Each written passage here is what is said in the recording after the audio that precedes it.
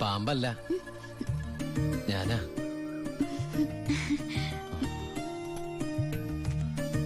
കുട്ടി ഞെട്ടിയോ? ശബ്ദം കേട്ടപ്പോ ഞാൻ വിചാരിച്ചു പാമ്പാണെന്ന്. അല്ല, അത് ഒരു കാര്യം പറഞ്ഞോട്ടെ. ആരെങ്കിലും കണ്ടാലെന്താ? കല്യാണത്തിന് മുമ്പ് ഇങ്ങനെയൊന്നും പാടില്ല. എനിക്ക് കല്യാണത്തിന് മുമ്പേ ഇങ്ങനെയൊക്കെ പാടൂ. കുട്ടി എന്റെ കഥയൊന്ന് കേക്കണം. കഥയൊക്കെ എഴുതുവോ? എന്നിട്ട് വല്ല വാരികയിലും പ്രസിദ്ധീകരിച്ചോ? ആ കഥയല്ല, ഇതെന്റെ ജീവിത കഥയാ. കുട്ടിക്കൊരു സത്യം അറിയോ? ആദ്യമായിട്ട് ഞാൻ ദുബായിക്ക് പോയത് ഫ്ലൈറ്റിലല്ല, പിന്നെ കള്ള ലോഞ്ച് കയറിയ. അവിടെ എത്തും മുമ്പ് ആ ലോഞ്ച് മുങ്ങി. ഈശ്വര, എന്നിട്ട് വല്ലതും പറ്റിയോ? ഞാൻ ആ കരയിൽ കിടന്ന്, കര കാണാ കടലിൽ കിടന്ന് മരണത്തോട് മല്ലടിച്ചു. പിന്നെ എനിക്കൊന്നും ഓർമ്മയില്ലായിരുന്നു. ബോധം തെളിഞ്ഞപ്പോ ഞാൻ ദുബായിലുള്ള ഒരു ക്രിസ്ത്യാനി ഷെയ്ഖിന്റെ വീട്ടിലായിരുന്നു. എന്നെ രക്ഷിച്ചത്, എനിക്കൊരു ജോലി വാങ്ങി തന്നത് എല്ലാം ആ ഷെയ്ഖിന്റെ കാരുണ്യ. ഒരിക്കലും ഷെയ്ഖച്ചൻ എന്നോട് പ്രത്യുപകാരം ചോദിച്ചു. അദ്ദേഹത്തിന്റെ അന്ധയും ബദിരിയും മൂകയും വികലാംഗയുമായ മകളെ എന്നോട് കല്യാണം കഴിക്കാമോന്ന്. ആ ഷെയ്ഖിന്റെ മുമ്പിൽ ഞാൻ ഷോക്കായി. കടപ്പാടുകൾ മറക്കാത്ത ഞാൻ അതിനെ സമ്മതിച്ചു. ഞാൻ തിരിച്ചു ചെല്ലുന്നും കാത്ത് അന്ധയായ ആ കുട്ടി കണ്ണിൽ എണ്ണൊഴിച്ച് കാത്തിരിക്കുക.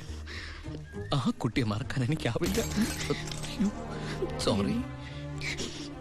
കരയ,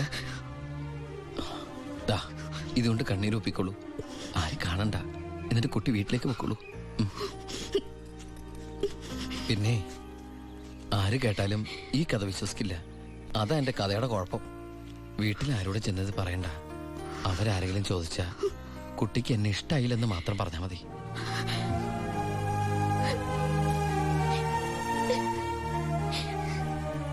എന്റെ സർപ്പത്തമാരെ, അറിയാലോ എന്റെ അവസ്ഥ. ഈ പാവം കുട്ടിയെ ചതിക്കാൻ എനിക്കാവില്ല.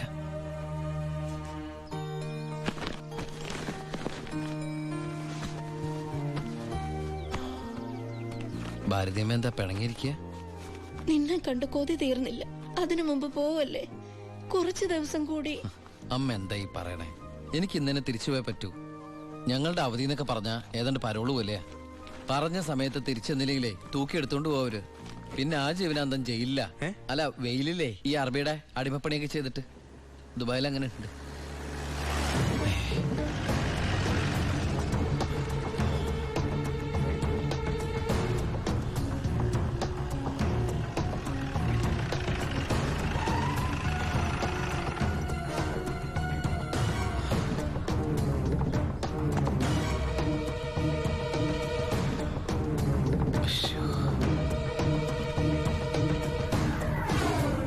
ഏട്ടനെന്താ പതുങ്ങി നോക്കുന്നത്?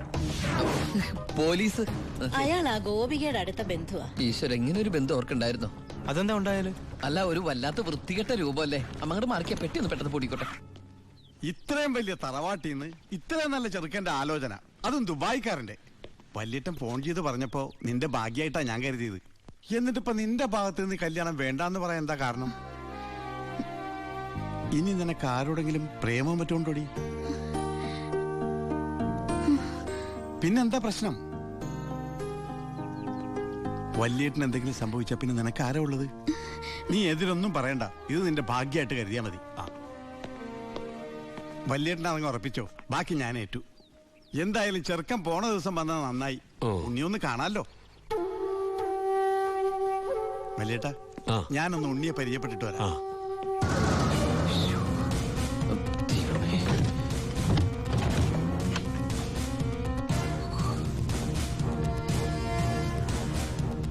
ഏട്ടാ, എല്ലാം എടുത്തിട്ടുണ്ട്. ഒന്നും മറന്നില്ലല്ലോ? ഒന്നും മറന്നിട്ടില്ല. നീ ഒരു കാര്യം ചെയ്യ്, പെട്ടെന്ന് ഈ സ്ഥലം എടുത്ത് ഇതുവഴി വണ്ടി കയറിക്കോ. മോളെ എല്ലാം ഓക്കെ അല്ലേ?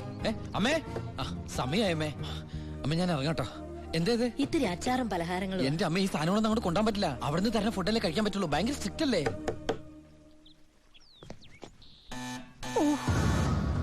ആരോ ബെല്ലടിക്കുന്നുണ്ടല്ലോ. ഹലോ, അവിടെ നിന്നേ. അത് പിച്ചക്കാരനാണ്, പിച്ചക്കാരൻ. ഞാൻ 10 രൂപ കൊടുത്തപ്പോ 100 രൂപ വേണമെന്ന്. ഗൾഫുകാരുടെ ഒരു അവസ്ഥ നീ അവൻ അവിടെ നിന്ന് അടിക്കട്ടെ. നമ്മുടെ മനസ്സിലടിക്കുന്ന പിച്ചക്കാരാണോ? നീ ഇങ്ങോട്ട് വന്നേ, പെട്ടെന്ന് സാധനങ്ങൾ എടുത്തിട്ട് വേഗം വണ്ടിയിലേക്ക് എടുത്ത് വെച്ചേ. അമ്മേ, ആളനക്കം ഇല്ലല്ലോ. ചിലപ്പോ എയർപോർട്ടിൽ പോയി കാണും. എങ്കിൽ അടുത്ത പ്രാവശ്യം വരുമ്പോ കാണാം. പോട്ടെ. ഫ്രണ്ട് സീറ്റ് വെക്കണേ. വേഗം എടുത്തു വെക്കേ.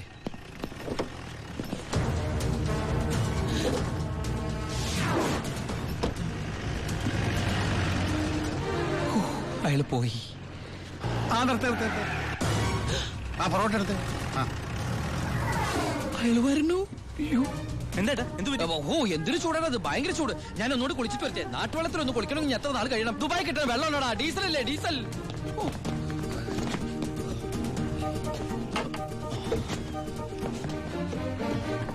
ആ ഞാൻ വിചാരിച്ചു പോയി കാണുമെന്ന്. നീ എന്റെ ഗോപിയേക്ക് ചേർന്ന ചെറുക്കൻ തന്നെ. അയ്യോ, ഞാൻ ഉണ്ണിയല്ല, ഏ? ഉണ്ണി എന്റെ ഏട്ടനാ. ഉണ്ണി എവിടെ ഒന്നും കണ്ടില്ലല്ലോ. ഉണ്ണിയേട്ടാ, എന്താടാ? ഒരാൾ കാണാൻ വന്നിരിക്കുന്നു. അയ്യോ, ഈ സമയത്താ? ഉണ്ണി കുളിക്കല്ലേ? ആ കുളിച്ചോണ്ടിരിക്കുക. ആരാടത്? ദിവാകരൻ, അപ്പുറത്തെ വീട്ടിലെ ഗോപിയുടെ കൊച്ചച്ഛൻ. ഭാവിയിൽ ഉണ്ണിയുടെ ഒരു ബന്ധുവായിട്ട് വരും. ജയിലറാ. അതെയാ? ആ ഒന്ന് മുഖം കാണിക്കാൻ വേണ്ടി വന്നതാ. മുഖം കാണിക്കാൻ ഞാനെന്താ രാജാവാ? ഓ ഫലിതപ്രിയൻ. നമ്മള് തമ്മിൽ കാണേണ്ട കാര്യോ പറഞ്ഞത്. ഞാൻ കണ്ടിട്ടുണ്ട്. എവിടെ വെച്ച്? ഞാൻ സോപ്പ് വെച്ചോണ്ടിരിക്കുക, അതുകൊണ്ട് കേട്ടത് മാറിപ്പോയതാ. വരുന്ന വഴിക്ക് കണ്ടുന്ന്. ഓ അങ്ങനെ. ഓ പിന്നെ പോയിട്ട് ഇത്ര ധൃതി ഉണ്ടായിരുന്നു. 12:30 ട്രെയിൻ. പെട്ടെന്ന് ഇറങ്ങുവോ? ഏയ് വൈകും വൈകും. ട്രെയിൻ മിസ്സാക്കണ്ട, വേഗം പുറപ്പെട്ടോളൂ. നമുക്ക് നാളെ അവിടെ വെച്ച് കാണാം. അവിടെ വെച്ചോ? നാളെ എവിടെ വെച്ച്? സോപ്പ് മാറിപ്പോയതായിട്ട് പറഞ്ഞത് മാറിപ്പോയതാ. അടുത്ത വരവിന് ഇവിടെ വെച്ച് കാണാമെന്ന്. ആ ശരി ശരി, എങ്കിൽ ഞാൻ ഇറങ്ങുന്നു. ആ ഇങ്ങോട്ടെന്ന് വെച്ച പൊക്കോളൂ. ഞാൻ ഈ ഗ്ലാസ് എടുത്തോട്ടെ. ഗ്ലാസാ? ഗ്ലാസ്സിലെ ചായ കളഞ്ഞിട്ട് അമ്മയോട് വെച്ചിട്ട് എടുത്തോളൂ. അയ്യോ, ഞാൻ ഈ കൂളിംഗ് ഗ്ലാസിന്റെ കാര്യം പറഞ്ഞത്. കൂളിംഗ് ഗ്ലാസോ ചില്ല് ഗ്ലാസോ ഇനി അപ്പുറത്തെ സ്കൂളിലെ ക്ലാസ്സോ എന്താന്ന് വെച്ചാൽ വേഗം എടുത്തിട്ട് വേഗം പൊക്കോളൂ. ട്രെയിൻ മിസ്സാവും. ആ ഓ ആ ഇനി ദുബായ്ക്കാരുടെ വീട്ടിൽ വന്നിട്ടൊന്നും തന്നില്ല എന്ന് വേണ്ട. അപ്പോ ഞാനങ്ങോട്ട്. പൊക്കോളൂ. Bye bye.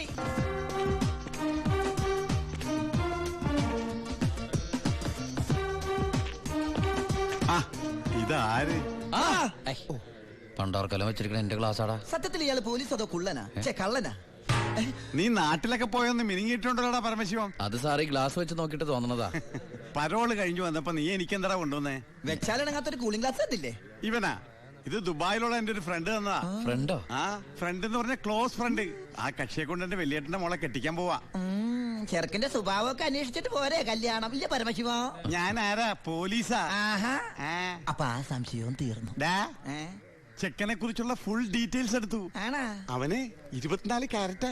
എന്റെ വ്യാകുല മാതാവ് എന്നെ കൊല്ലു. ചുമ്മാ ഇരുടാ. ഇത് കണ്ട, ഇതവന് ദുബായ്ക്കുള്ള കത്താ. എന്തിനാ ഇപ്പൊ കത്ത്? കാര്യം അങ്ങോട്ട് നേരിട്ട് പറഞ്ഞൂടെ? അതിനും ദുബായ്ക്ക് പോയില്ലേ? ആ അവൻ ദുബായിലെത്തി. ഇത് വെറും ഒരു കത്ത് മാത്രമല്ല, ഒരു ലിസ്റ്റ് കൂടെ ഉണ്ട്. ഒരു DVD, ഒരു TV, ഒരു മൊബൈൽ, അങ്ങനെ ചിന്ന ചിന്ന സാധനങ്ങള്. പോലീസ് അല്ലേ മോനെ, ഓസിന് കിട്ടിയാ വിടുവാ. കാശിനൊക്കെ ഇപ്പൊ എന്താ വില? ടൈറ്റാ. ടൈറ്റാ? ചിന്നാടൻ ബാബുവിനെ ആശുപത്രിയിലാക്കാൻ വേണ്ടി ലക്ഷങ്ങൾ ഏമാർക്ക് വീശിന്നാണല്ലോ കേട്ടത്. പോടാ പോടാ. അത് ശരി. അപ്പൊ അതാണ് അവനോട് കാണാത്തത്.